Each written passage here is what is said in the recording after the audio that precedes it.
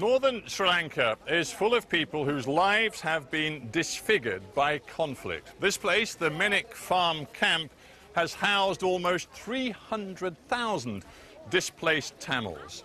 Now, more than a year after the military defeat of the Tamil Tigers, these people, or many of them, are returning home, returning to their villages. And that, says the Sri Lankan government, is proof that its policy of rebuilding and reintegration is working. But has military victory really put an end to the Tamil problem?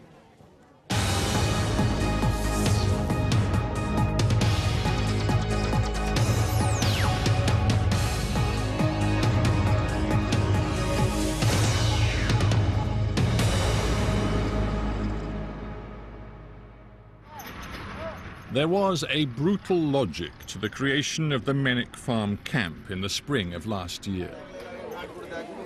It became a de facto internment camp for a defeated, broken people. Barbed wire and government troops kept more than 250,000 displaced Tamils in and prying international eyes out. But now the camp has served its purpose. Resettlement has reduced the population to just tens of thousands.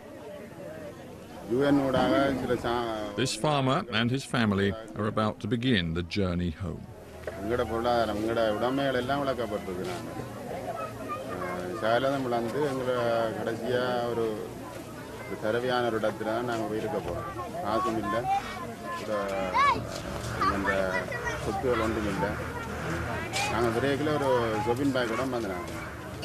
Your life has been extraordinarily difficult for many years. Do you believe that there is now a prospect it's going to get any better?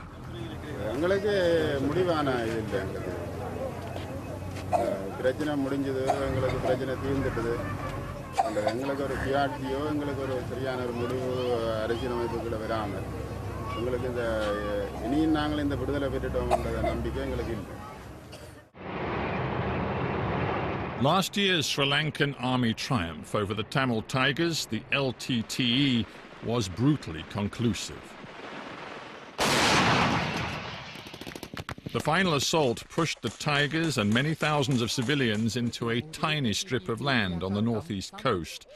The Sri Lankan government denies significant loss of civilian life, but international estimates go into the thousands. The ruthless LTTE leader, Vilippillai Prabhakaran, was shot dead. Few Tigers were taken alive.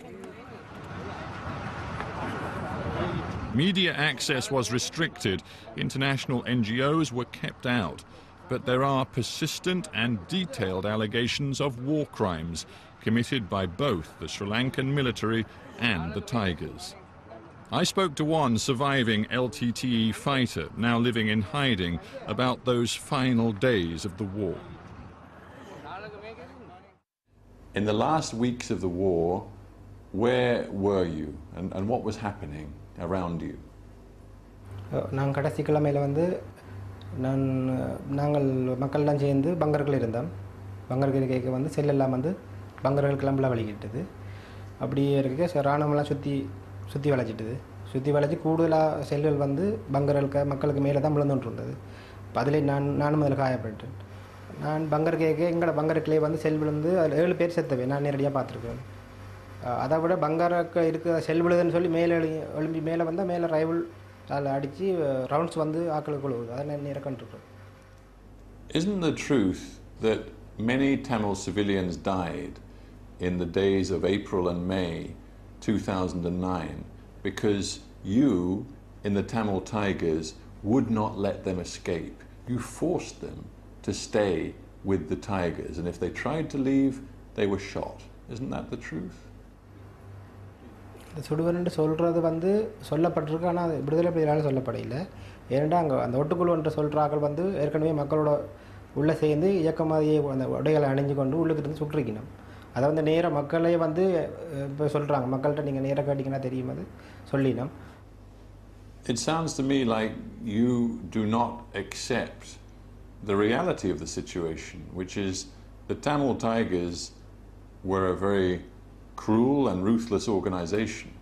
For many years they fought the government in a war, and they lost the war, and their senior leadership was killed. That is the reality. இல்லை, மக்களுக்காக வேண்டி வந்து விடுதலை புலிகள் மக்களுக்காக வேண்டி தான் போராடினவை. ஏன்னா மக்களோட உயிர்களை வந்து எப்பயுமே பேணி பாதுகாக்கிறது தான். அதாவது வந்து எல்டிடி என்று சொல்கிற அமைப்பு வந்து மக்களோட உயிர்களை எப்பயும் எந்த மக்களோட உயிர்களையும் வந்து பாதுகாக்கிறவை. அவை வந்து மக்களை எப்பயும் சுட மாட்டினோம். அது வந்து நான் உறுதியாக சொல்கிறேன். சின்ன பிள்ளைகள்கிட்ட கேட்டாலும் சொல்லிவினோம். இந்தியாவில் வந்து எல்லா மக்களும் மாறி கதைக்கிறது காரணம் இப்போ இராணுவத்தின் கடுபிடியும். But just today I have spoken to Tamil farmers who have returned to their land for the first time in more than a year, and they say to me, we never want to see the Tamil Tigers back here again. They were bad for us, they were bad for our people, they caused this war. That's what Tamil people are saying. இதெல்லாம் வந்து மக்களோட ஆழ்மனத்திலிருந்து வர இல்லை. இந்த சொல்லலாம் வந்து இது வந்து சும்மா உதட்டு ரீதியாக சொல்லினோம். 35 வருஷமாக வந்து ஏழாவது கட்டத்திலாம் வந்து இந்த ஆயுத போராட்டம் தொடக்கப்பட்டது. எல்லா மக்களும் விரும்பி தான் தொடக்கப்பட்டது. இன்னும் வந்து ஒரு 2 வருஷமோ 3 வருஷமோ போன பிறகு நீங்களாக பார்த்தீங்கன்னா தெரியும், திருப்பி அதே மக்கள் அதே ஆயுதத்தை தூக்கி சின்னத்தில் போராட வேண்டிய ஒரு கட்டம் வந்து அவங்க மக்களாலே உருவாக்கப்படும். ஏன்னா மக்கள் கேட்குறத வந்து எதுவுமே இந்த ஸ்ரீலங்கா அரசாங்கம் வந்து மக்களுக்கு கொடுக்க இல்லை. The northern Vanni region, once the Tamil Tiger heartland, now feels like it's an area under occupation.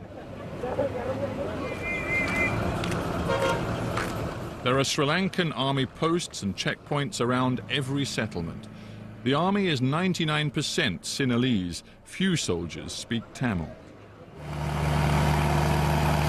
The military insists its focus is not repression but rehabilitation. First priority, mine clearance across hundreds of square miles of the former conflict zone. Only when the demining is done can homes be rebuilt and farmland reclaimed. North of Vavuniya, where we had our forward. In long-deserted Semamadu village, Brigadier Priyanta Napagoda outlined the military plan. So, I know you've got boards up here, maps. Show me on the map where we are right now. We are here. Right. And was this Tamil Tiger territory here? Yes, they were controlling, but before we captured. So when did the people who lived here, when did they leave?